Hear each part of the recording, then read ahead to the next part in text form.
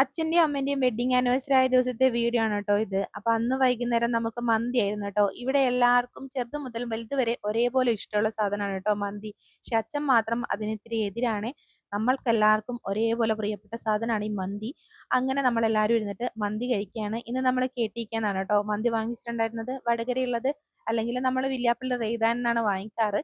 രണ്ടിടത്തെയും മന്തി നമുക്ക് ഒരുപോലെ ഇഷ്ടമാണ്. അങ്ങനെ നമ്മൾ എല്ലാവരും ഇരുന്നിട്ട് മന്തി കഴിക്കുകയാണ്.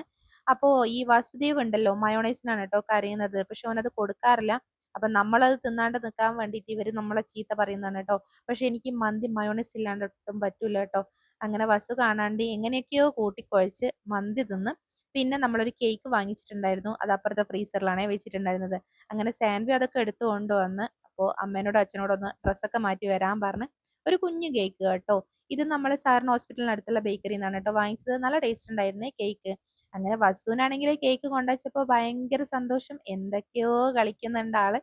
അങ്ങനെ നമ്മൾ എല്ലാവരും നിന്ന് കേക്കൊക്കെ കട്ട് ചെയ്ത്, ഇതൊക്കെ തന്നെയല്ലേ ഒരു സന്തോഷം അല്ലെ.